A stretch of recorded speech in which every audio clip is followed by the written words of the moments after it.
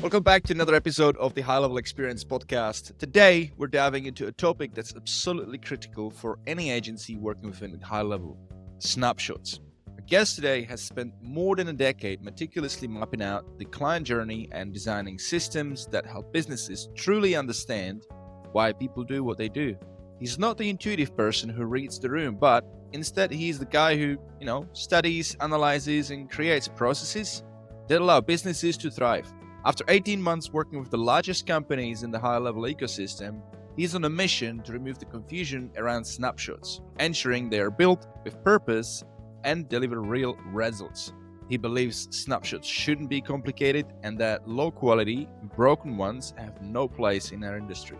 Today, we'll be covering some essential topics like why every agency must document their snapshot to avoid becoming a tech support nightmare, or like how to spot bad snapshots and protect your agency from their pitfalls. And finally, we'll talk about a 10-minute exercise that will bring clarity and focus to your snapshot management.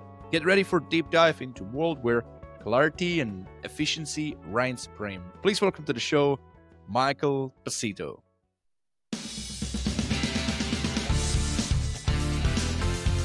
Thanks so much. Man, when I originally put in some of that bio, I forgot I must have been spicy that day.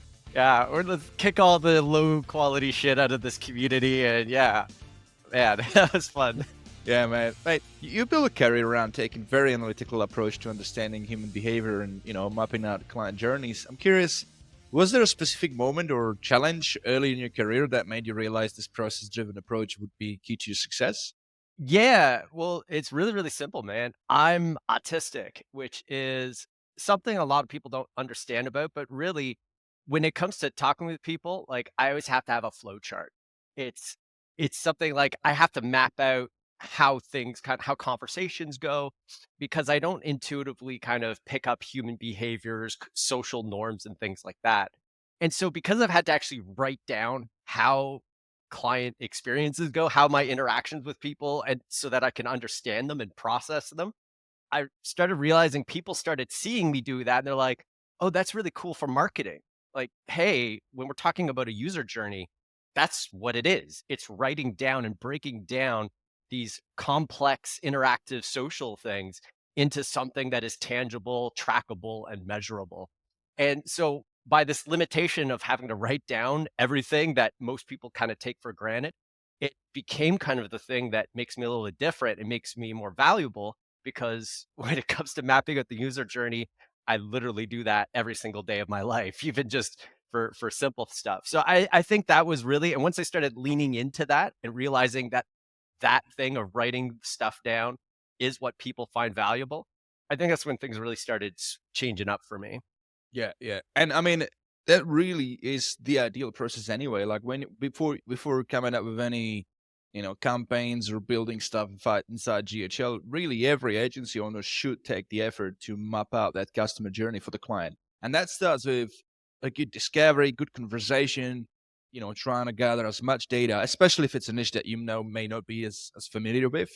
Right. Well, I mean, what's your take on this anyway? I mean, do you, in terms of like the idea of niche experience in a particular niche to serve that niche, or do you think it's okay to be niche agnostic and really, I mean, because we use high level, and if you've been using for high level for a while, and if you've been using automations, building automations, I mean, my personal point view on this is like, I don't think you need to have a full expertise in a particular niche, as long as you have an expertise of business, some standard sort of, what's the way to say it, concepts, and and and that you can fill the gaps of knowledge by talking to the client, and you can bring both best of both together, right? You build something based off your expertise of how automations can be done, and on the back of the information the client provides. Yeah, it's the internal battle, right? To niche or not to niche. I always go niche, and every time I hear niche in America, it always throws me off a bit. But yeah, the big thing I'd saying is at the end of the day, you need to be able to understand who you're talking to, and you need to understand what their motivations are and what their goals are. And all a niche really does is it simplifies the question down to something that is easier to manage for the average person. Yeah. Because if you're trying to talk to understand who your average person is that you can help without a niche, and it's just general, the the motivations and the goals get really complicated and it gets really kind of fuzzy. It's not saying you can't do it. It just means that you need to be more disciplined and a lot more clear on your value and who you're talking to when you don't have a niche to work with. So it's kind of, you could think of it almost like training wheels. A niche kind of just makes things really simple because you are so narrowly focused.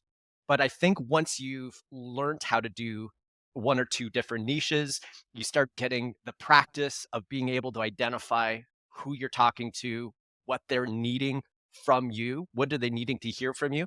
It gets a lot easier to handle a broader audience. So I don't think either way is bad.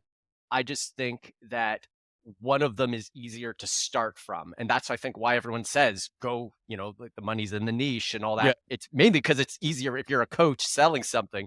It's much easier to sell that because that's kind of everyone's first kind of intro. Yeah, 100%. And then obviously comes down to what you really want. Is it you want to be, an efficient business that's scalable, which, going niche way would be, or do you want it to be, do you do it because you're passionate about coming up with solutions, in which case, It's even you have to know where your value is. If you don't understand yourself, you don't understand where the value that you bring to the table, what you're bringing, then it's really hard to really be able to do anything, whether you're niching or not. And again, the more variables you can kind of eliminate from the equation, the simpler it gets. But I think people that are good as generalists, people like yourself, I kind of see that you can kind of help a lot of different people, but I think it's because you really know your value and what you're bringing so that you can adapt it to whoever you're talking to because you right. understand that. You basically, yeah, you want to make sure that you've got something to grasp or something to hold, something to stand on, something that gives you some sort of confidence, right? Because if you've got nothing to stand on, it would be very difficult. Yeah, like a lot of these marketers, especially people who are new to high level, and it's no fault of their own, they don't really understand the value they're bringing with this new tool. And because they might just have this one thing, oh, I'm going to sell missed call text back or database reactivation or ads or whatever you have. And they're just trying to sell something that they're not really comfortable in. They don't really understand it themselves. So for them to go after a general market is a mess because they don't know who they are yet because they haven't defined how do they deliver value through high level. So I think a lot of introspection is incredibly powerful because especially when you're newer to the journey in high level, your number one thing should be how am I actually bringing value to the table through high level? Because once you figure that out, you can niche, you can go general, you can go broad, wide, narrow, whatever. But until you figure that part out, it's always going to be a little complicated. Yeah. Well, what would you say then? Like, if somebody's new, they're listening to this right now, but like, well, that sounds all well and good, but like, can you give me like a practical steps? Like, how do I do it? Like, I could think of like maybe like, like if you've not done any agency work and you're really just starting out and you're passionate about this high level and you're like feeling excited, but you don't really have that experience, maybe it is, yeah, just like speak to your family member. Somebody in your family might be running a business and just start doing something for them and see where like your strengths build and then work from that. But what do you think? Yeah, that's 100% it. But what you've just done, if you think about it, as by saying, I'm going to help my family members, my one family member, that their one business, that's as niche as you can get. One business. Your audience size is one person. It's not saying it's incredibly, it still can be difficult, but it's a lot simpler thing to make sure that your entire world is focused on delivering value to one person than even worrying about a niche. Once you've done that successfully, you've talked to one person, your family member's business, and you've delivered results for them, your brain is going to start to figure out, well, hey, what did I do brought them value? Might be something you didn't even think of. You know what actually was? Me just being on a call with my uncle once a week kind of gave him the ability to kind of get clarity on where he's trying to go with his business. And that was the thing he found most valuable, is having somebody to talk to, Yeah. having somebody that he can trust and feel confident in. Oh, So wait, I'm not just selling a service now. The value I'm bringing is actually the confidence and a bit of that coaching. Maybe it's a bit of that, it's like business therapy, talk therapy, right? Yeah. But you wouldn't have known that until you've actually got something done. And having one person to do it for made it simple enough so that you could explore. Whereas if you try and go it too big, too fast, I'm going to go and try and sell something to 100 people before you even know where the value is. You go off on a lot of random wild goose chases. So yeah, you're right on the money. Keep things as simple and as focused as possible, and then expand as you learn more. And make sure you're learning. Make sure you're paying attention to what you're doing, Take not just notes. what you're doing. Yeah, Yeah, exactly. big time. Yeah, it's actually very very valuable to just work with one business if you have that luxury to do that initially, and you might not be making a lot of money initially, but actually it's going to pay off big time later on because if you do work just with one business owner, and even if you do it just pro bono, even if you just say, I think Paulson talks about like this model of a student approach. Like I like that. Like if you just be transparent and just say, hey, I'm just learning. I just want to do this. I'm gonna learn. Can I do this for your business? Like if you're just transparent, you do it pro bono. But it's really really valuable, and I think it's important to realize because yes, like you said, there's a whole bunch of people. What is it now? 80,000 people in the community, and there's a bunch of them. I don't know how big of a number it is or how big of a percentage, but there are people coming into the community and they just see this as a get rich quick scheme, and it's just terrible. So if you're doing it for the right reasons, I think this is great because yeah, like you get the luxury of focusing on just one business owner, so you don't get distracted. And as long as the person that you're doing it, like as long as the business owner that you're working with is open to have regular, I think that's crucial. Like to have a regular feedback because it has to be two-way street. Otherwise, you would have no idea whether what you're building, what you're implementing, is working for them, right? And on the back of that feedback is where you get to reiterate and improve, and that's like priceless. Accountability, it always comes down to accountability, is that if there's no accountability, nothing is really getting done. Accountability for results, accountability for the expectations that you set is absolutely everything. And until you've actually been accountable to something, it's very, very difficult to learn. It's very difficult to get those results. So when you're setting, even in those pro bono saying, it's really, really important to add a little bit of accountability, whether it is, even if there's no money being exchanged, you still want to make sure that you have goals and some minor consequences to Oh hit if you're yeah, not hitting nothing, those goals. nothing, Yeah, yeah. nothing changes at all. Yeah, it's just you don't get paid for it, but nothing else should change at all. Otherwise, yeah, it's yeah, Yeah. And the other thing that pops in to my head there, talking about going back to the whole niche thing, is that, and that understanding where your value is so important, because if you're not understanding what the value is that you're bringing to the table, and the value is only in high level, well, you're replaceable. You just said there's 80,000 people. A lot of those there might be a lot of VAs and freelancers and that in the community, and all those people have high level too. If, if the value you're bringing is just some snapshot that you've pulled in and you're not bringing anything else, well, there's zero value in what you're doing because you're completely replaceable. yeah. It's like even with AI, everyone is always in a rush with AI to have AI tell them what the answer is. And hey, this AI is going to bring all the answers. It's like, okay, but then why do we need you in this thing? Why don't I just use the AI? AI can be really powerful when you can use it to make you and your team better, to use it to help you find those answers, because you plus AI is valuable. Just the AI itself, it means that we could cut we could cut the person out of here and the Yeah, expensive part out, right? So yeah, yeah, so what are you doing? Making sure you're understanding always that what value do you bring? yeah, 100%. Now, speaking of value, you're big on systems and you're big on methods. And, like when you first starting working with, hang on, lost my train of thought. Yeah. So, I heard you speaking about, the importance of like taking methodical and analytical approach to business. And I kind of aligned with that as well, because I am kind of analytical on that sense as well. But curious to know, how did that process-driven mindset help you, when you first started working with snapshots, and how has it shaped the way you build and manage them today? It's a really interesting question. The thing is when I was in school, I never wrote anything down. I didn't put my names on my homework. I didn't put the date. It was kind of pointless to me.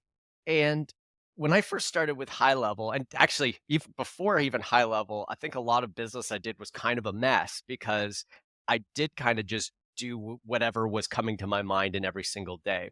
What was cool about high level was it really kind of was the first time that I could really visually see marketing as a structure, as something that is written down and solidified, not just as a thing that you do. I am marketing, I'm making some websites, I'm making graphics, I'm making social content, but actually having a process that you can write down and codify and then copy pasta to other accounts. And once I got that in my head, that mental model in my head, I just went all in on it and started doing things like, well, how can I make my high level snapshots better? Well, I could plan them on paper and I could make like a flow chart of my snapshot to one, make me more accountable and also make it clearer what I'm trying to build. And then I just started doing that hundreds of times with every single person. And then the next step was, well, every time I run into a problem, the answer almost always is just write it down. It's like, well, hey, my tech team, I'm trying to train this new guy, but it's taking me forever because I got to spend all this one-on-one training to get him. Well, why don't you just write down everything in your snapshot Yeah. and how it works and what it does? Oh, documentation. And now all of a sudden, I'm known as the documentation guy who writes everything down, even though I was never that person in school. So in everything in business, it's all about following the problems and the better you can identify what the actual problem is. And for me, it was most people in high level don't write anything down and they don't have the tools to write. They don't even have the concept of writing things down, let alone having the tools or a process or a system to follow through all that. So that's been a lot of my journey, is realizing that to me, systemizing documentation was supernatural. So for the value though I bring though is getting other people who aren't who don't have maybe that documentation superpower in them and making it accessible to those people. So taking complicated things and simplifying them. So that was a long way of going. So that I kind of had to go on a bit of a journey there. But that's really been my process, is just following the problem. And the actual problem is when people write stuff down, everything gets a lot better. So Yeah. that's kind of been my mantra for a while. I like what you said at the beginning is where you plan it first, like you map it out visually and then you build it. We have a thing from what we say here where I'm from, which is Czech Republic, which is measure twice, build once, and this comes especially true when it comes to building something that it needs to be scalable, right? Because I was checking out your LinkedIn before we this interview, and I saw this post that you wrote about something about scaling. Is that when you find a problem with something that was meant to be scaled, it's already too late, something like that. It's like for scalability, like it needs to be dialed in, because the moment, like simply put, Oh, yeah. Because I get you. right? Like simply put, like if you build something and it's half baked, and then you're going to start rolling it out into tens or even, God forbid, hundreds of sub accounts, all those customers are paying you for those sub accounts. And now imagine if you got massive holes, and now how are you going to fix it? You're going to have to go into every single sub account, and that could literally put you under. Like it could definitely do that. Something that I learned when my own agency struggled and actually eventually fell apart, and I learned this lesson too late, as a lot of us who have had this problem, is that you don't go out of business being too small. You generally go out of the only time you're going to go bankrupt is when you're growing and you grow too fast. And that's the thing that a lot of people don't talk about, because everyone is selling getting into business. Everyone is selling the system to grow. And not a lot of people are selling the solution for solving when you grow too fast. And with high level, because a lot of marketers are creative types, they're people persons, they understand people, they come from an ad or a creative background or a social, is that they don't understand the monster they're creating with high level, because high level makes creating a too big of a problem very easy. It makes scaling amazing, and that's why everyone has it's legit and it's real. But if you do it incorrectly, it could blow up in your face very, very fast. So by writing things down and putting by forcing yourself to do things slower with high level is your safety, because it's easy to build something, but it's a lot harder to fix that thing once it's gone out to 100 accounts, Yeah. because every problem you've make is also scaled. Yeah. Yeah. Now, I'm a massive perfectionist, so I think that's what saved me in a way. I never thought of it of like, I'm going to do it slow because it's safer. It was purely of just my perfectionism. It's like, I don't want to just get something out there because it's, I don't want, I think it comes down to like when I was a kid, or maybe like, when people picking on you or something. You don't want to be picked on, or you don't want like somebody say something bad about you or that you're shit, basically. Yeah. Here's the thing, by having a process for documenting, writing things down, and when I say like documenting, we don't have to mean like you spend like hundreds of hours. If sitting down and making a visual map of of your client journey Like at is least, yeah. is too, if that's, feeling like it's too slow, that's probably your warning sign that you're going too fast. If you Yeah. can't take the time to document something, it's if it's worth doing, it's worth documenting. And if you can't do the documentation, you're probably creating something that a bigger problem that you're not aware of, because it's not just that. Like, and by the way, yeah, I don't know, I can share my screen right here, eh? I'm going to show you just like this is something that is like one of the biggest values that I do for people. I just grabbed just a random thing here. And like when we say like making a map, we mean as simple as saying we have a product that is sold. Cool. What is that product? Oh, it's a widget, it's a service, it's like, okay, well, how is that product sold? Oh, well, is it on a sales page? Do you have to send invoices for it? Oh, we have a sales page order form. Cool. Well, what needs to be on that page? Cool. Gather all the information. All right. Now, how does somebody get here? Oh, well, we have a sales call. And after the sales call, we send them an email. Okay. So we're going to send them an email to the sales page. And then we also have a sales call before that. What Even just by going through this exercise, by putting it down on paper, it makes it easier to start visualizing, saying, okay, well, what has to be true in the sales call? Like, what has to happen in the sales call? They have to say yes. First off, that's cool.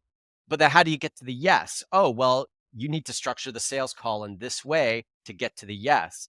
What are the different ways that you can book a sales call? Oh, well, we have these webinars, we have our homepage, and we have social media posts that go to it. Yeah. Okay. So now things are starting to get complicated, because now we got these three different ways that things come in. And by forcing yourself to do this, you start getting a sense of the size of the thing you're starting to build. Because the problem with high level is there's too many things to keep track of. And even the smartest people, I don't know about you, maybe you're different, but I forget things that I built a week or two ago. Like after I built it, it all makes sense in my head. Yeah. But then if you ask me what I built 2 weeks ago, I forget. So I think by doing this, it forces you to start realizing how big things can get. Because if you make a great killer master plan that has like, and you start getting really big and you get stuff in arrows pointing everywhere, and you're like, hey, what are you going to sell this for? $100 a month? And- No, you can't, right? One thing with that is I was going to say is you could go real down the rabbit hole of when you start visually mapping it out with different, I guess there's different tools for mind mapping, right? I don't know, what do you use? Is it I use Drawdown. You could use a right? literal paper napkin. Yeah. The thing that people get hung up on with documenting is, yes, the documentation, the end result is important, but it's the process of actually thinking through the actions that you're doing and the decisions that you're making. Yeah. That's the value of documenting. So you can do it on whatever tool is comfortable for you. I would even go as far as saying that's probably not even, in my view, that doesn't even fall under documentation. That's more of a visual representation of the system. But Yeah. in any case, when you start visually doing the map of it, I think you can go real down the rabbit hole of thinking like, maybe I need to document every single thing into it, like create all these arrows to do all these, but then you end up with this massive thing. But ultimately, what I think where everybody should start, and you can correct me if I'm wrong, is going back to buyer journey, because it comes down to the customer they want to acquire. and what are the steps the customer needs to take in order to become a customer. And that oftentimes doesn't need to be that many steps. I think if you start with that, and then off that, you write down the little actions that need to happen, whether it's automated and all that, rather than starting to build this whole gazillion of visual representation of the automations, and then actually forget the bigger picture, which is the customer buyer journey. Exactly. You saw what I did there, right? I Yeah. started at the sale. Why did I start there? Because that's where the money is. And it's very easy to add all these different features, but if those features don't connect literally and directly to that product being sold, then it's not worth anything. And so, hold on a second. So I by having your mapping out, you're also adding accountability because you're making sure that the features and things that you're building in your snapshot actually are going to bring somebody money, because you can literally see how they bring money, as opposed to something that is maybe top of funnel, but it doesn't actually get them to the money line yet. Yeah. That again, back to the accountability. Yeah, I love it. Now let's talk about documentation then. What I love about documentation, and we have two different concepts of how I like to do it. With for those guys listening, this is not our first rodeo. Me and Michael, we've been on a few calls before. Also, I wanted to come back to when you were showing the visual representation, guys. If you're listening to it on, like Spotify or whatever, like it's an audio only, we do have a visual of what Michael was showing, so that's available on our YouTube channel. So just so you don't feel like you're missing out. Back to documentation. So here's what I like about it is like, so you start with the planning, right? Which is what we've just outlined. The planning should always start on the back of conversation with the client, right? Trying to figure out how do you run a business at the moment, Mr. Client? Okay, what's working, what's not working? Then you bring on your expertise. There's certain things that are very common, like to have an appointment into a sales call, into those things are common, but you obviously always then like nuance it to their If to I their could use jump case. if I could just jump in there, there's actually a bit of pushback that Yeah. I think I had COVID the last 2 weeks, so I'm still a bit of recovering. It's actually not as common as you think. To people like us, maybe it might be, but the number one thing, especially if you're starting out, if you could, not in a sales call capacity, if you just spend 30 minutes, take somebody out for lunch, dinner, buy them a coffee, do whatever you can to get into a conversation with a business owner, Yep. and literally just ask them, how does their business operate? Or even What does start a there. day Yeah. what does a day look like? Hey, what do you do when you get in on Monday? And what do you do in a day? Just walk me through hey, I'm a new guy. I'm new to the business. I just want to learn and I want to be able to help this industry. And you're like the number one in my industry. If you just do that and have 3 conversations for about 20, 30 minutes, not in sales, not trying to sell them anything, but literally just to learn, you will become an expert, or at least you'll be better than about 99% of other marketers, because a lot of marketers assume that they know what the answers are because they don't want to look like the guy who doesn't know anything, right? Mm-hmm. They want to be the guy who's like, "Oh yeah, yeah, yeah, you do Google ads and you do these follow-up campaigns and yeah, I got all the answers." No, Nick, no, you don't. You have to. So I just wanted to stop there because it's very easy to skip over that. Yeah. But if Yeah. and that's why most people fail, is that they skipped over that part and they jump right to the solution and the selling, and not well, what is the actual problem that we're solving first? So Yeah, I should have clarified. I was talking more about the design of the fulfillment for the client, not about getting the client in the first place. But that's a good point too. What I was going to say is, yeah. So you start with the visual representation, then you start building it. But my point was about the documentation. Is what I like about them is that even if you plan, even if you do all that, even if you build it based off the plan and the visual sort of a map, there's there still can be some holes, and there can also be things that you may have missed or forgotten during the process, especially if it's a bigger thing. And what I like about documenting, and this happens quite frequently, when I start to document now, my process is through ClickUp. Your one is different. We'll talk about that.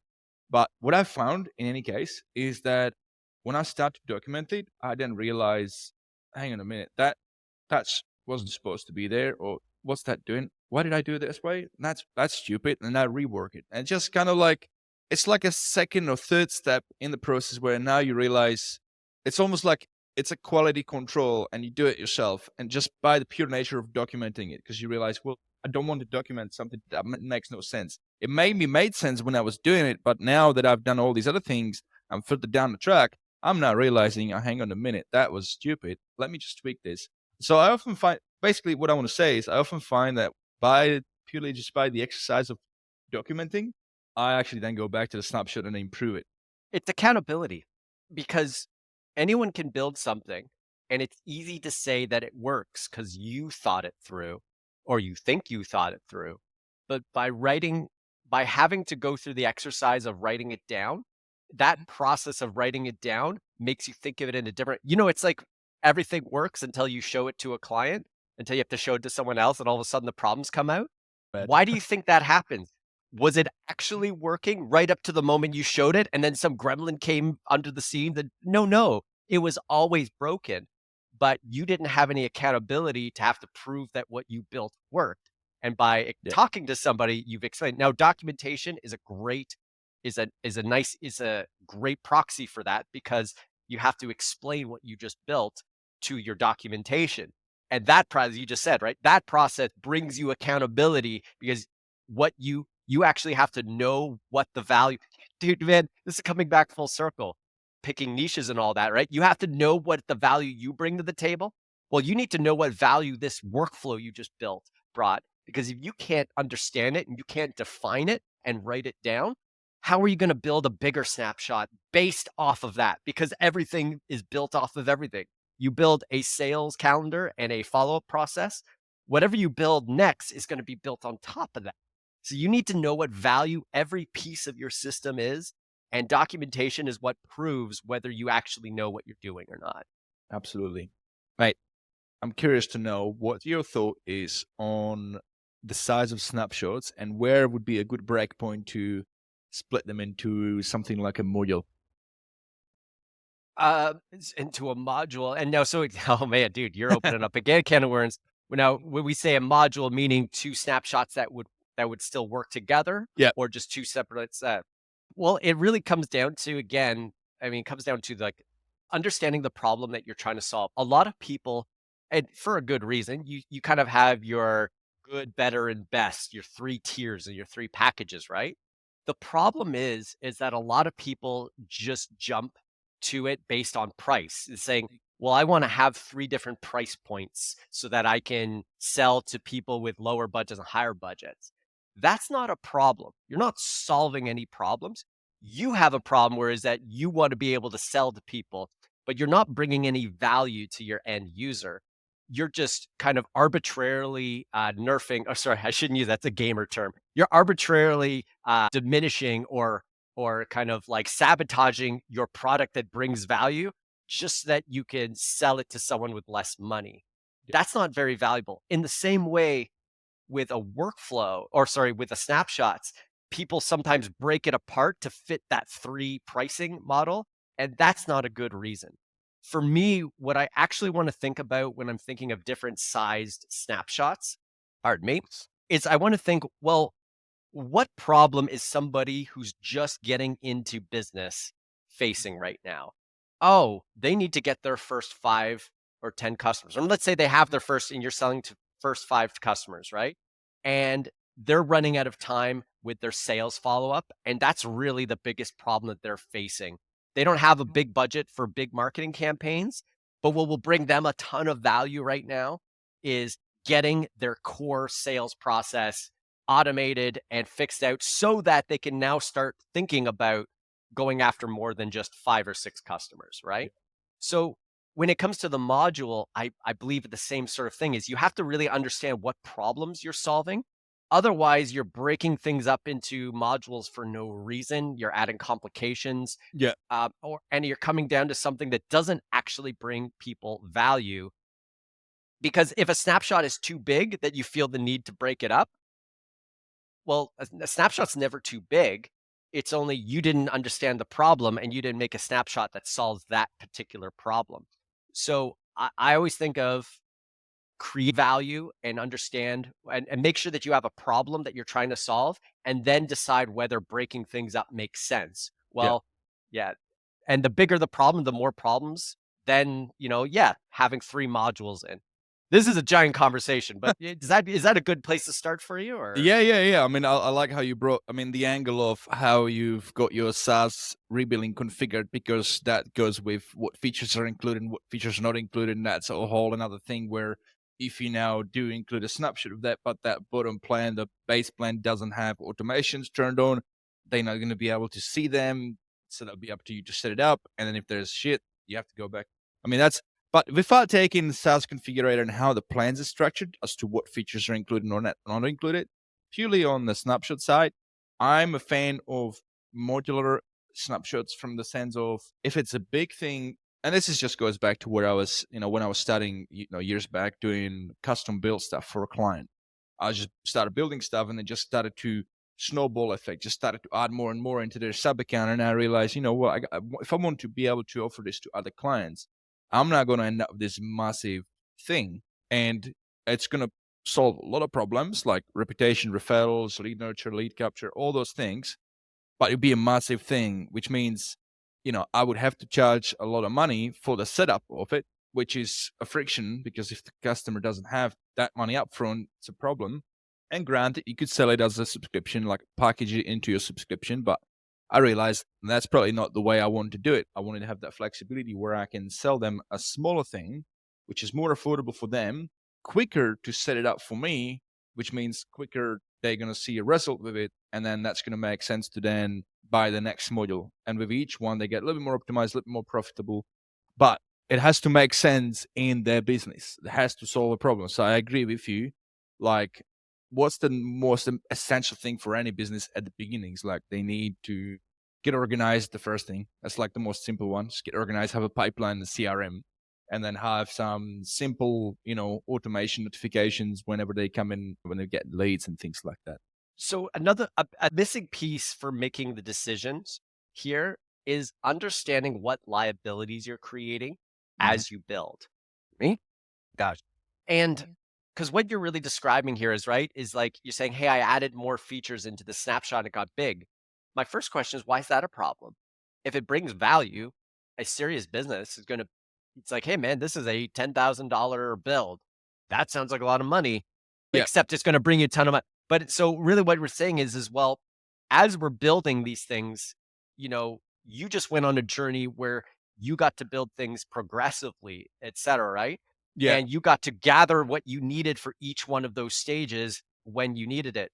So as you're building, you need to be very clear on those liabilities, which is one, what are the users that are going to be what kind of a person, like, hey, this feature is only going to be useful for a business that has a separate admin team that can also help with the marketing. Mhm. This new module I'm adding is going to add in 25 new custom email templates that are going to be built in. This extra module that I've added in is going to have 6 or 7 websites that need to be customized. If you don't have a documentation of what those liabilities are, it's going to be very, very difficult to start that process over with the next client to kind of realize what you're getting into. And by writing those down, it's easier to start deciding how you're going to break things up, because it's not the features that's important that's going to break you. It's those liabilities, those complications, those manual steps that are going to make or break you. Yeah, 100%. My process started off with purely on the market and flexibilities, where I realized, like, I want to be able to, I think, myself, I started with nothing. I bootstrapped everything. I don't have investors, right? So I've always been like, how do I help other underdogs? They don't have money, and they have something that's valuable as an idea, So that's where I think, and I know that, going after small and medium-sized businesses that have bigger budgets, yes, 100% they can afford the whole enchilada. But the ones that can't, I wanted to have the flexibility that I could help them as well. So it's like you kind of get the best of both worlds, because if somebody can afford the whole thing, well, great. You just install each module after another in a short time frame, but they pay for the whole thing upfront. They get tremendous amount of value quicker. If they can't afford it, they get some value over time. Oh yeah, so modules is definitely it's even just conceptually, like even if you don't break your snapshot. So by the way, the term module can mean different things. For me, a module doesn't necessarily mean you have your snapshot broken out.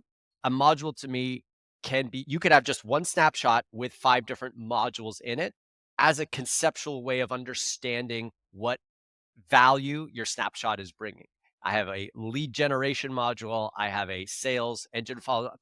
And so by also, again, talking about documentation, if you just think of your snapshot as a whole snapshot and you don't break it up into conceptual smaller pieces, it's really difficult to understand the value. By the way, I just ran into this problem with my own documentation system that I sell, is that I've been getting stuck thinking of it as the documentation system. But when I was explaining to somebody and having to try and work on the offer, I realized, well, it's a documentation system.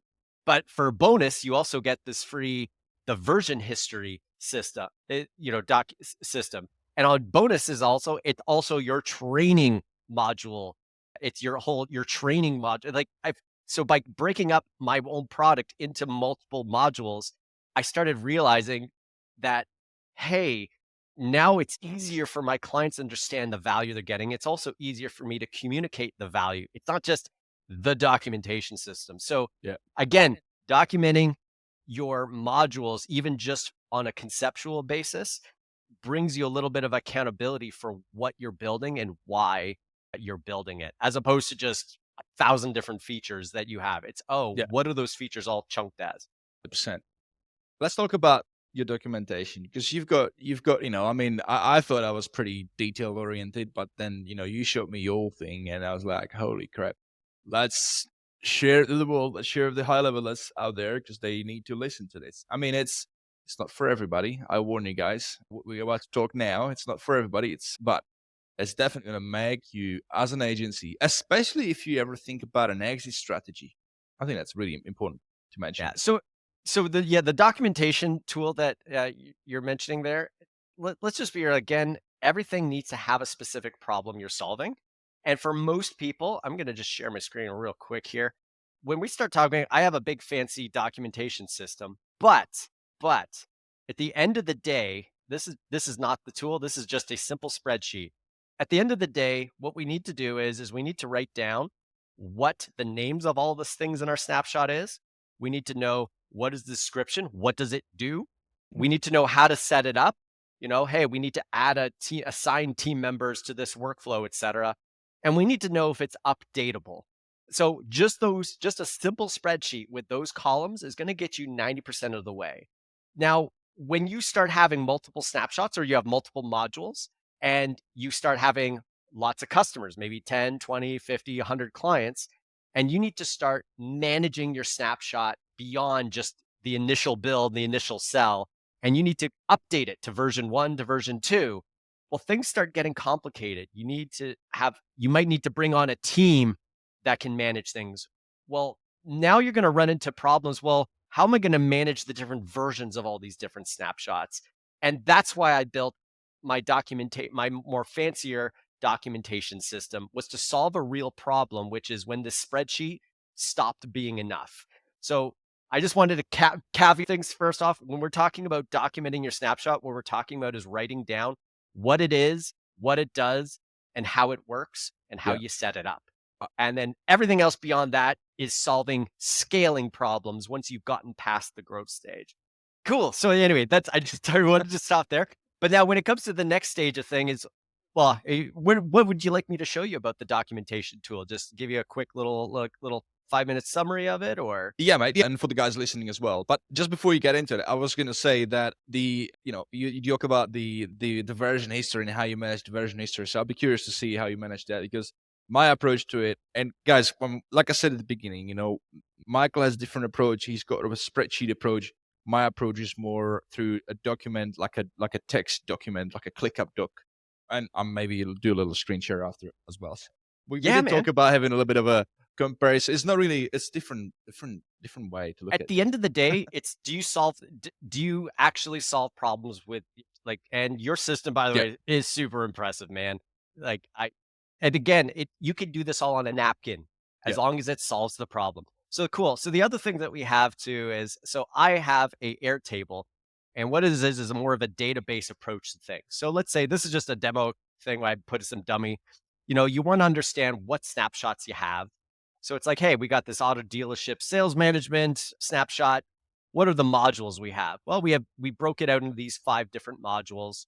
We know what version we're talking about. What are the updates, the issues, bugs, and improvements? These are the things that are happening in real time, right? So we're saying, hey, we got a couple bugs that are in progress. We have some bugs that are ready to go live. And then all these other updates have been completed. And now we can see all of the history of the bugs and updates that we fixed.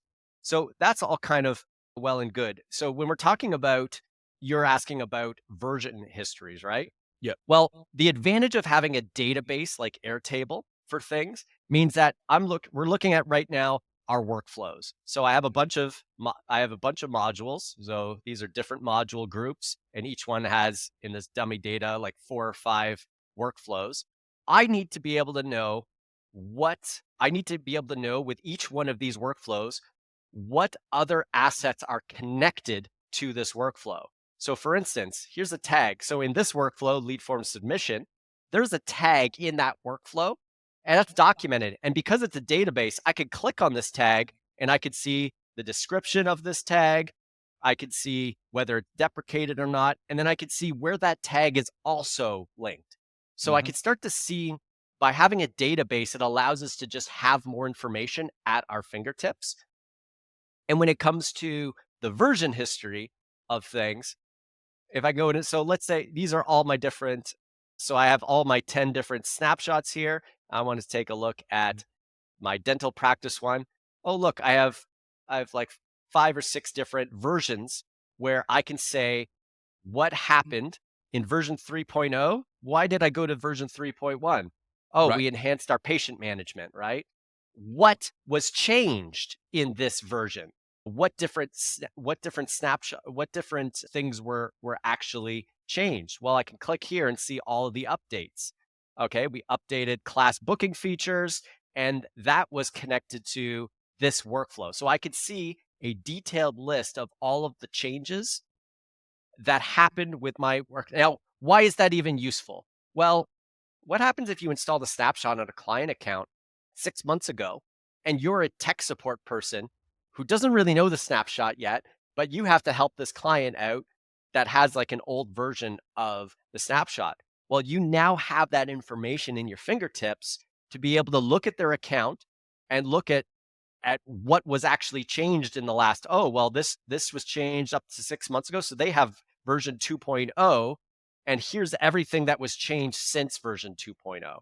So that's the power of having a database like my documentation tool, is that it solves those scalability issues of, well, how do I bring on team members and how do we go back in time to understand what the difference between the client's version and the newest version, and whether they should be upgraded or if we should keep them on that old version and just manually change them. So there's a lot to talk about document, but that's what having a documentation database is useful for. That's, guys, devil's in the detail, and this is as detailed as you can get. You know, the database concept of it is what is really powerful about this. It's not how I manage my documentation, and I definitely envy the level of detail. Well, you that do goes into this. You do this in your tool as well. You do it. Pardon me for a second. Should we do a little like a comparison? Should I share my screen? Yeah, Show the sure, guys? man, dude. Like you still do it. You do it using ClickUp, but essentially what you're doing is the same, because in a lot of your SOPs and your training, you have links back to the different workflows. So you could click on, hey, this workflow was mentioned. Well, you Right. click on that that's a database. So Yeah, that you're it's doing that. just you do it in a table format. I don't wait. So if are you still sharing a screen? I was just going to share a screen in a second. Yeah, you can. Oh, I have to stop it. There we go.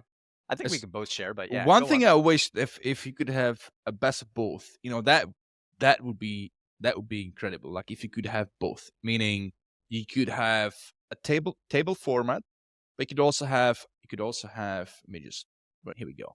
So what I'm showing you right now is the ClickUp, right? So just so you guys, if you're watching this on YouTube, if you're listening, go to YouTube so you can watch it. This is the difference, right? I use it like a doc, right? So on the left-hand side here, you've got, a little cover page, and you got about, a little like a one page that talks about, what One thing, sorry if I can jump in. Yeah, man. Okay, so like let's understand what is the problem that you and I are trying to solve that's different. The problem that you're solving with this documentation, why it's really useful, is because you're selling your snapshots to end users who need, and your end users are not they're not investing in a management or a snapshot management system. Your documentation tool is not meant for managing snapshots and managing their teams and versions. Your documentation tool is meant to make it very easy for someone who has bought one of your snapshots to understand what the heck they just bought. And it's incredibly detailed and useful. And the documentation form is the medium is the message, right? Yeah. This is a documentation and nice user friendly.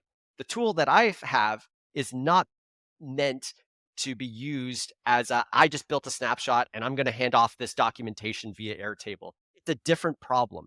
My tool is meant for an agency who needs to plan, build, and manage their snapshot over time. So they would use this tool as this is documenting the snapshot they bought. My documentation is about managing your either client accounts or managing the snapshot. So here's what's interesting what you just said, because I've actually didn't build this for my end customers. I built this initially just for me, and then when other agencies started to learn about what I do and started to gain interest into buying my snapshot, I then started to unlocking access to this to them as well. I've never made it to be like for the end business owner, because I always looked at it and I'm like, they're never gonna have time to go through this. But the fact that you see this, that it might be the case. Who knows? Well, again, I mean, it's like, yeah, we start off with every tool. It does the same thing. You can make Airtable a little bit more visual and more doc focused. There's ways of doing it, but it's for me, what I always saying is like my Airtable tool is kind of your internal, and you're still going to have your external, your client facing stuff where a tool maybe like ClickUp or something, or Notion, or even a Google Docs, right? So the only reason I wanted to get into this detail here, because it's important to understand what problem you're trying to solve. It's not your documentation versus mine. Oh no, not at all. Yeah, No, yeah, yeah. we just Just showing. in case other people are saying is like, why is there two different versions? Why do they look so different? It's because we're solving two different problems here. Yeah, and it's also two different perspectives of how there's some crossovers. But yeah, exactly. Yeah, we're not like, guys. We didn't pick this interview to to show who's got a better way of solving problems. This is purely to give you an idea. I mean, overall, if I could get one outcome of this interview that you guys are listening, is to realize the importance of it overall, and what a documentation does look like when you do take it seriously, whether it's in a spreadsheet format, which I do like, or documented either way. But yeah, 100%. Yeah, it goes back to, again, always going to like, well, why do you need documentation? And that's why I said at the very outset is that starting with a spreadsheet, and if you really need, I even have like a simple spreadsheet template that I sell, a little Yeah. lead magnet for $35, 29 if you're American, US dollars. But you just need to understand the problems that you're running into. And people like you and me, like we've run into all of the problems. And the reason why we get our documentations big is because we've run into the problems already, and we now know that we need a solution for them. Yeah. Now, the reason why you get a big tool, even if you've never documented for it, it's if you are somebody who knows that, hey, I'm going to be running $1 million business in the next 3 to 4 months, and I'm going to be selling I have an existing client base of like 300, and now I'm going to be selling at scale, and I have a team. Well, you need a bigger documentation system, because those problems, you're going to run into those problems on day one if you don't start, so if you want a head start and solving problems before you run into them, before you get to the spot where, oh no, I just launched something out to 100 clients and realize now I have a big problem I need to fix, and it's too expensive to fix now, and I'm kind of stuck. Yeah. It's good, but that's what the usefulness of our systems is being able to solve those problems before you run into them. 100%. 100%. Now, we just covered a bunch of questions that I've got sort of pre-ready to ask you, but we've kind of covered those. So what I wanted to ask is what happens. Yeah, I want to talk about, what are we sitting at an hour? This is going to be a little bit longer episode, guys. Dude, man, this is, I could talk about people pay me to talk about this all day. So yeah, let's give the people the value here, man. I'm down. Right, let's do it. So, snapshot reviews. That's a new thing that you started to do, and it's a big part of what you advocate for. Can you explain how easy it is for agencies to end up with a bad snapshot, and what are the steps they can take to either build or trust high quality snapshots? When you're talking about a snapshot release, what do you mean by that? No, buying a snapshot from marketplace from another vendor. So what are my thoughts on buying snapshots?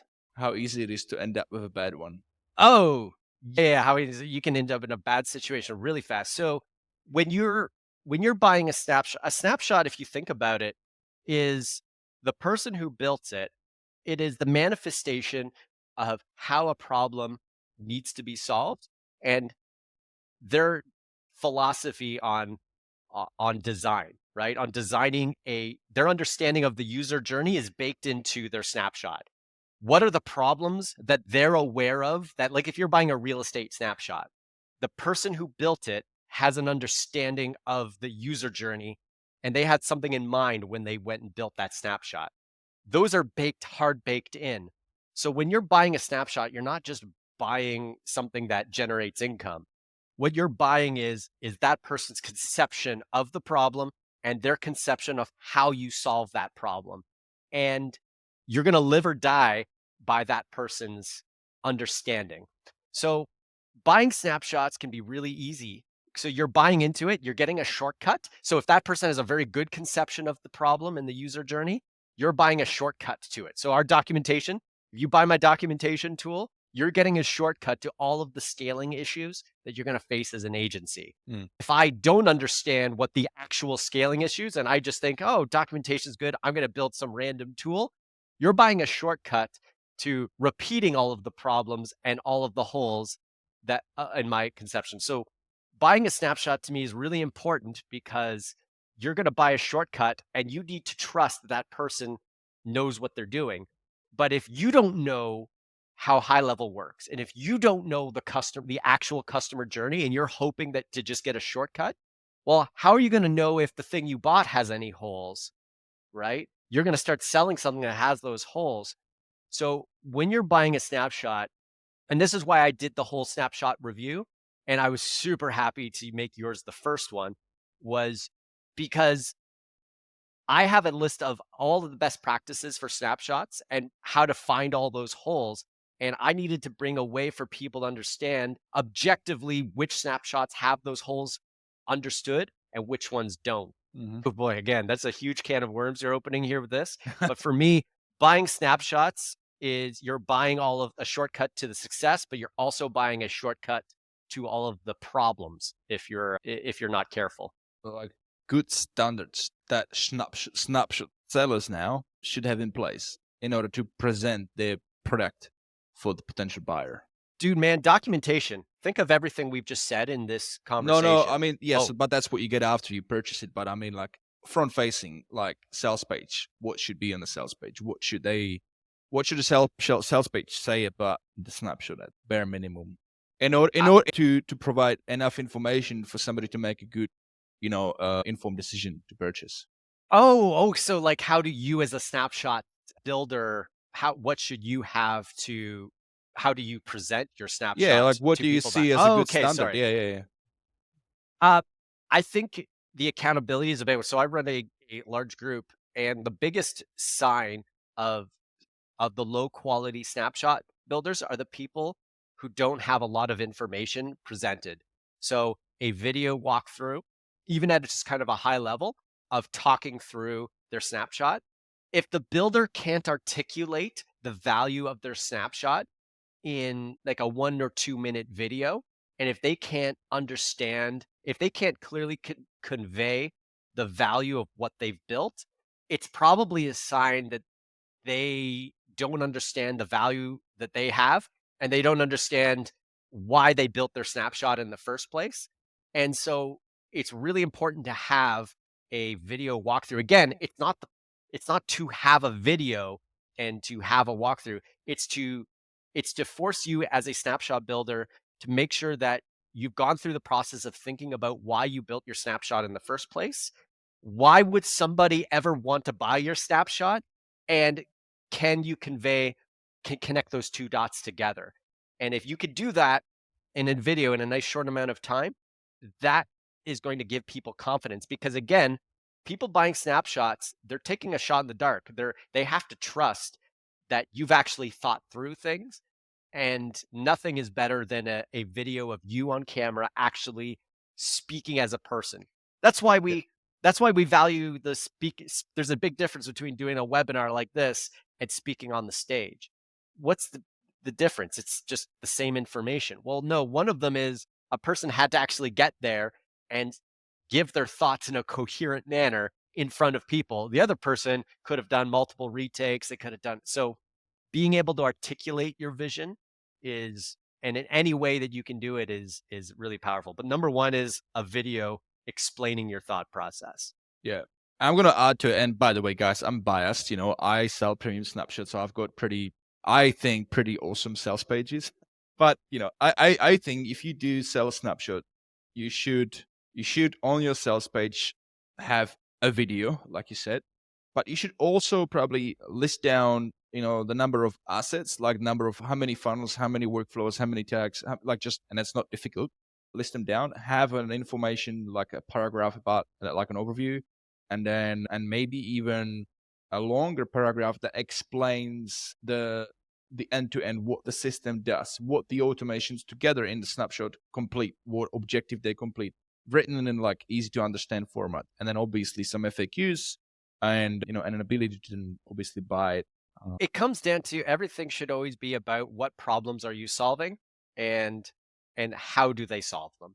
Having a list of your assets is only useful if you've correctly identified the problems of why they exist. Otherwise, it's Yeah, just more noise well, and that, more that that's information. that's more to do on a sale, like on a sales aspect for me, because you know how people are. Like some people are more analytical, some like people have different motivating factors. So That's true. that's more from a perspective of conversion on the sales page, right? So if you can have that aspect, now you're tapping into the more analytical people. They're gonna see that they're gonna value that more. Somebody might not value it at all because it's just bullet points of numbers Yeah. and The sales side is that's definitely, while I do have a lot of experience on that side, on the actual conversion rate optimization and things like that, that would be something that I wouldn't say I'm as massive expert in. But when it comes to the fundamental philosophy is really the end of the day, you're trying to show that you understand a problem and that you can articulate the solution very well. How you do that for the different personality types, obviously, that's understanding the type of buyers that are buying, right? And so, yeah, you're 100% right. Different people are going to have different needs.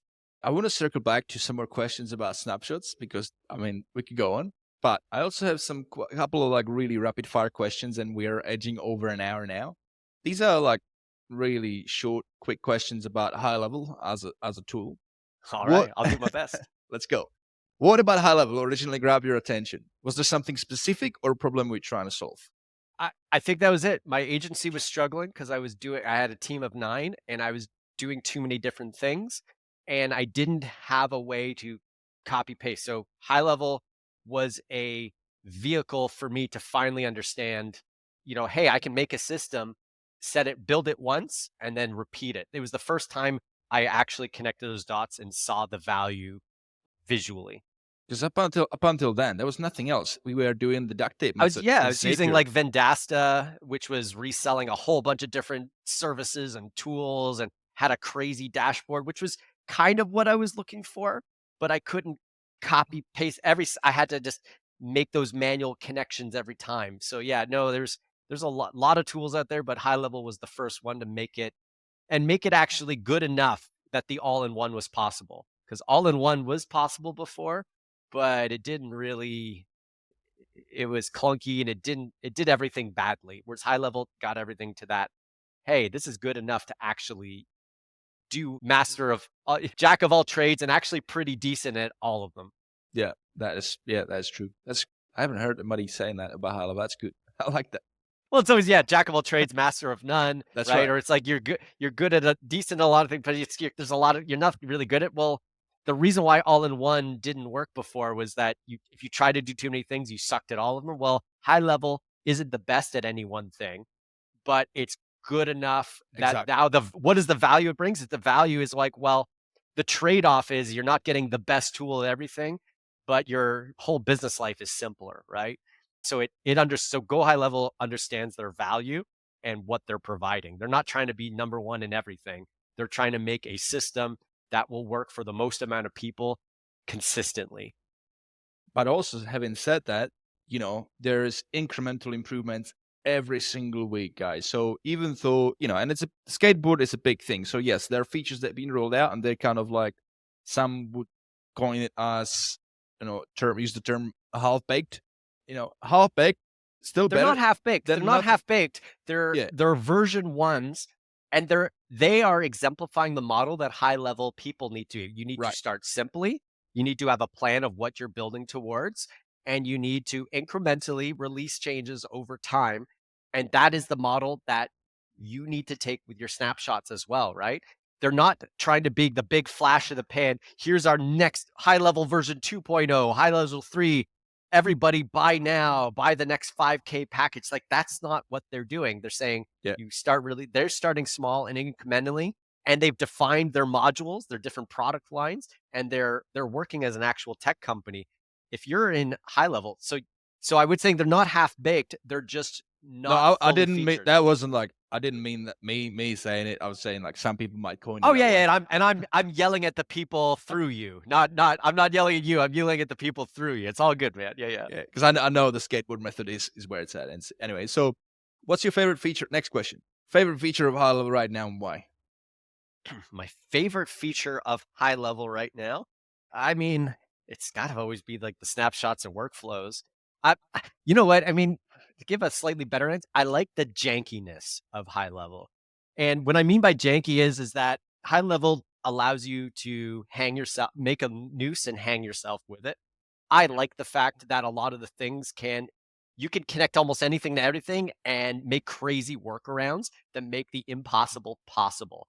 Whereas other features, they might say, well, you can use these custom values, but you can only use it in this way, and you can only connect these things in this way. And they really think through everything so that, the kid gloves are on, so nothing can really break. I like the fact that high level is really open and lets you make things that might not work, but it gives you that flexibility to come up with unique workaround solutions. So I embrace the jankiness, as some people might say, like the half-baked thing. It's like, hey, why does this not work? It's like, well, that same thing that doesn't work in this scenario makes this thing that no other tool can possibly do work. So I always call it my janky workarounds. Yeah. My mind just went to, my kid's room. He's got Lego in the big box and all these pieces from all the different, how you buy like individual sets and then you just open it and now suddenly, 1 week later, everything's just put together and it's just a big mumbo jumbo, like one big box of Lego pieces. Yeah. But I always play with my son when we just start building stuff. We always come up with some new stuff. Hey, I want to build a spaceship, but I want to put a wing on. I'm going to use a palm tree. I think we all did that as kids. You use the palm tree leaves as like your wings on your ship. Yeah. That shouldn't be possible. Hey, you shouldn't. Palm trees don't go on spaceships. It's like, who says? I say. Now I can make a spaceship because I put Lego let me put palm trees on the lake. Like that's what imagination. That's what I love about high level is that if you dream it up, you can do it. Yeah. Well, let's go. I've got a question here, but I'm gonna dial it a bit more specific around snapshots. What are you looking forward to most in future high level feature releases related to snapshots, and why? Oh, when it comes to the snapshots, I'm not sure if it's the AI that I'm most excited about. Here's the thing, man, is that I'm just always just focused so much on what is existing right now. It's hard for me to even think forward because the box is so big. But if I had to be pinned down to one thing, maybe I'd say the AI portion. I think the AI is not fully there competitive with other AI solutions out there, but I've seen them make some massive 180 and taken a lot of great feedback from the community. And I think that AI piece, again, it might not be the best AI builder, but once they get it to that level where it's good enough to compete, the fact that you can integrate the AI with your snapshot, that's the part that's going to really blow things up. and it's going to be a massive. So yeah, you can always tack on another AI system, but being able to package it all up in your snapshot and make your snapshot actually depend on the AI and in more unique ways than you ever would instead of having to hire a developer. So yeah, I think the AI, So can you dial it down a little, like more specifically? Because I mean, are we talking about conversation AI or are we talking about all of it. pre-configured? Because thinking about this, like if you wanted to bring on a client, right? Right now you have custom values. But what happens if you want to be able, if you want to make something that's maybe not niche specific? In the past, to use just basic custom values and you have to manually write stuff in.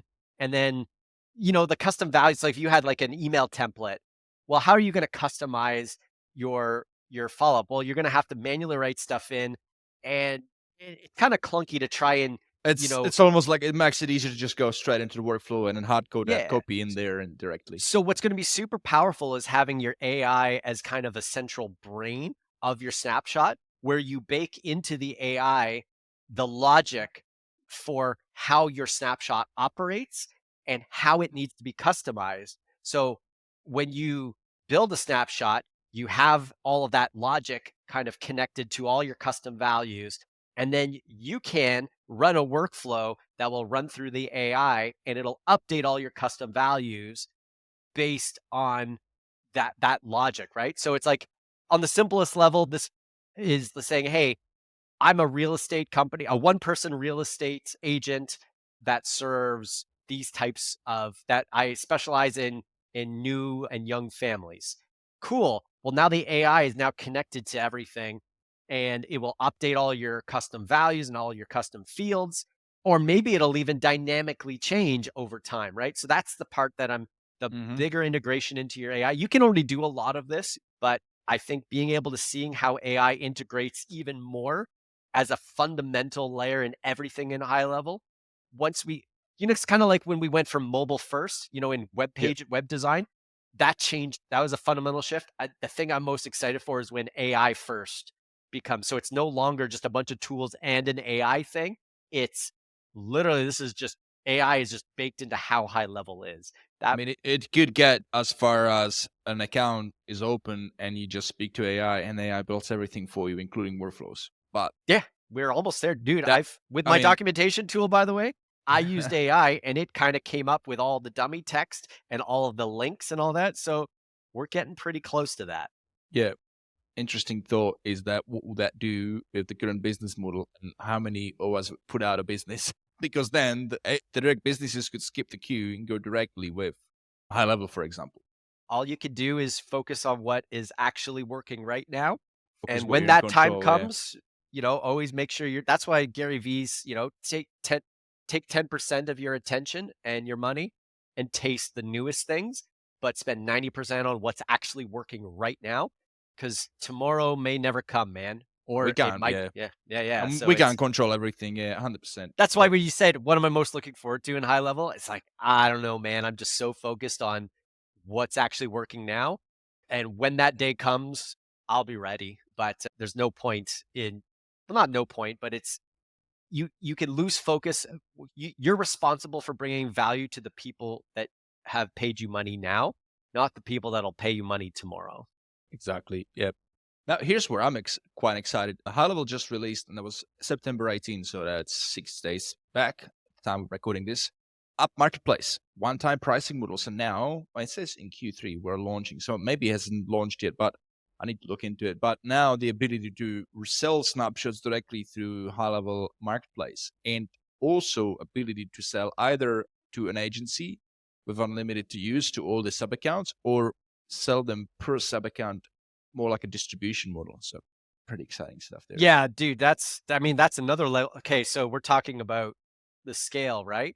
What are the challenges? So selling a snapshot to like 5 different people is manageable, right?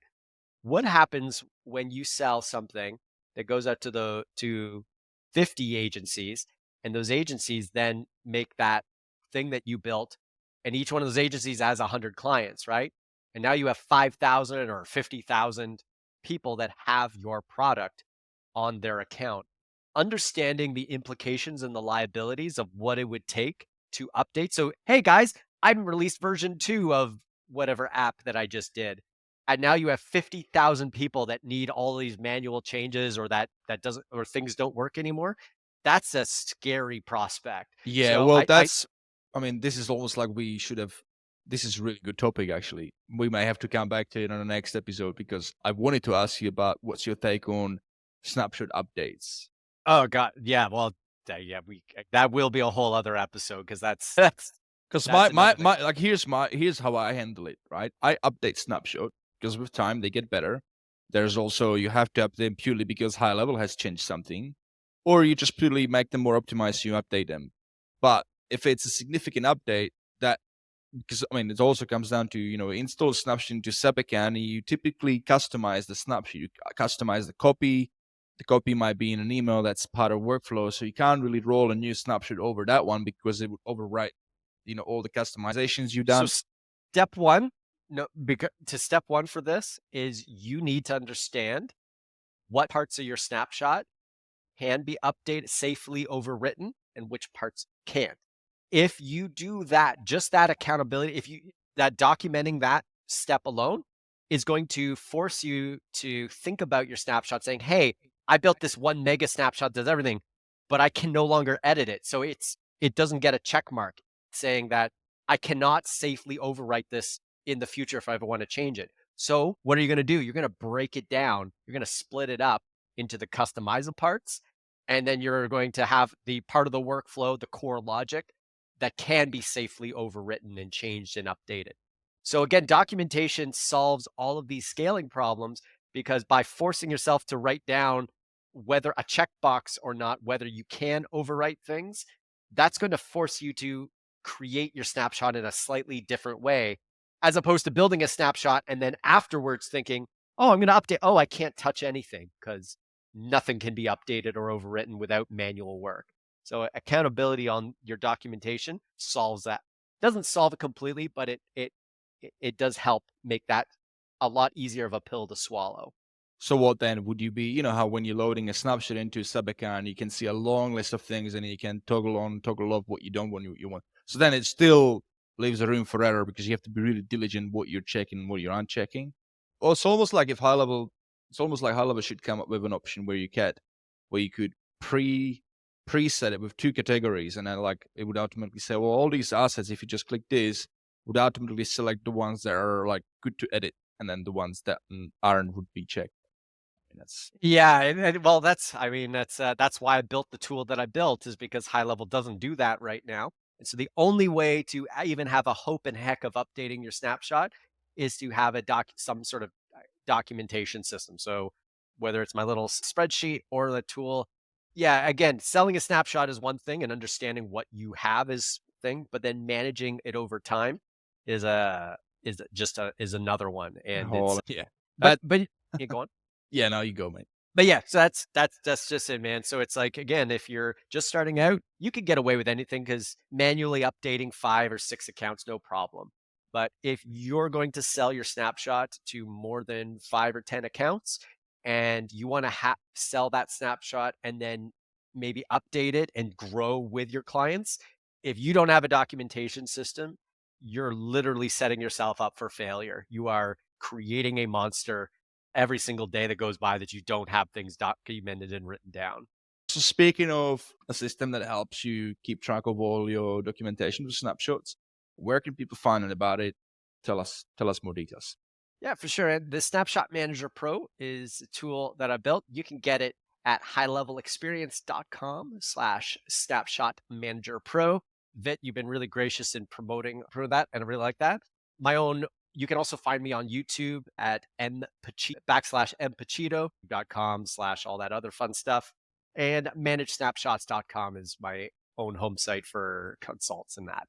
Amazing. Thank you, mate. And guys, so if you do head over that, you'll be able to find out all about Michael's snapshot documentation system. We should also include a link to the review site that you've built. I mean, I don't know how many have you reviewed some more snapshots, or is it still just that one that you did for me? Like No, yeah, because after I did your snapshot, I got COVID and I was bedridden for a couple weeks. So, and then I also had the Snapshot Wars, the game show, snapshotwars.com. We're going to be coming out again. I definitely would. How did I forget about that? That was so exciting. It was so much fun. I watched it on YouTube. I watched the recording of it, but I mean, I hope that There's you're gonna so do many another things I'm one. doing, man. But yes, no, I had Snapshot Wars that I dropped everything for. Then I got COVID. So no, I'm going to be reviewing snapshots again.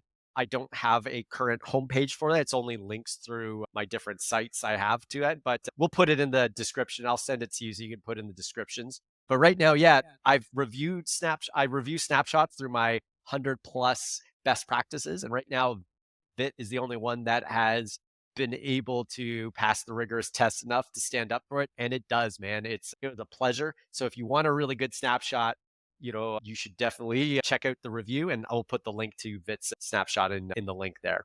Absolutely, Michael. On the last parting question, what do you wish you had known when you started your agency? Oh, my agency, or well, I wish I had a HighLevel when I started my agency, because that was the framework for which I found that I thrived in a structured approach. But yeah, I just wish I had known about HighLevel and about having a documented process for things down.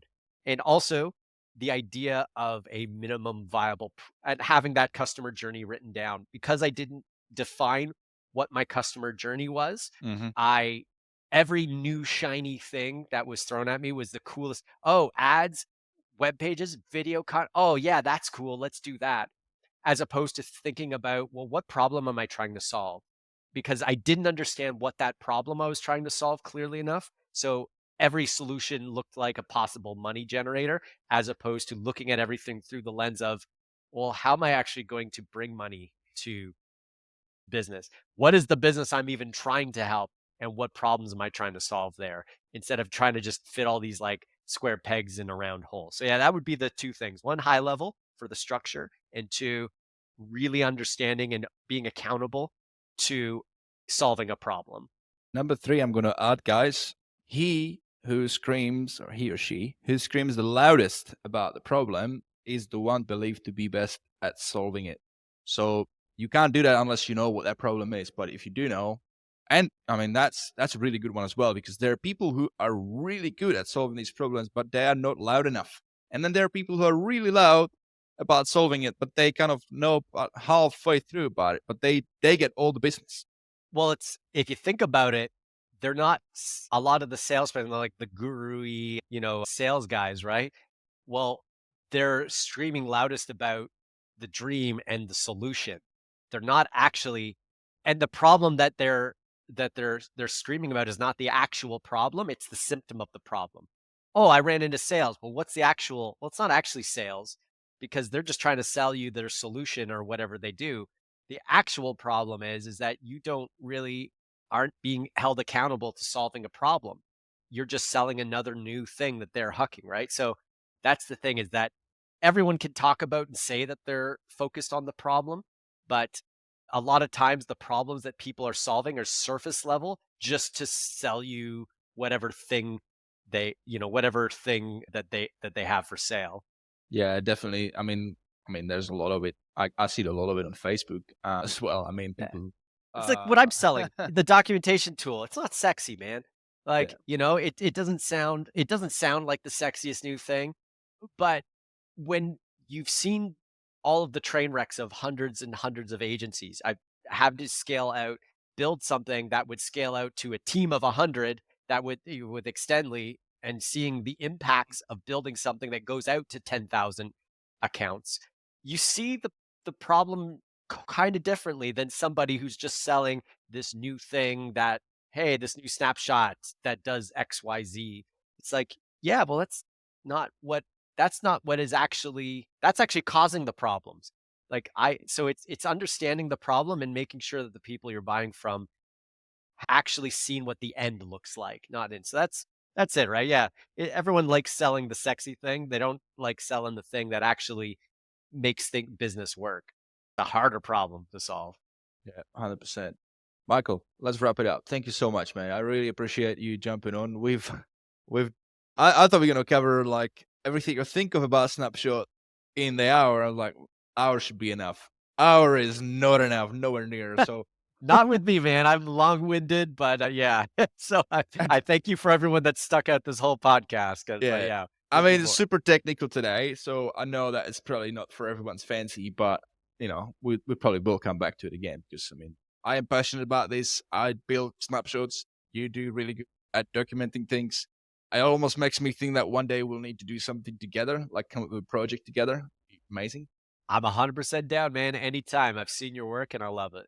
Thank you, Michael. And guys, thank you as well for listening to today's episode on High Level Experience. If you enjoyed today's episode, then please share it with your fellow agency mates and other high levelers that you think would also benefit from listening. For show notes, links, and extra tips to help you grow your agency or your SaaS with High Level, please go to highlevelexperience.com. Thank you, and have a great rest of your day, everybody.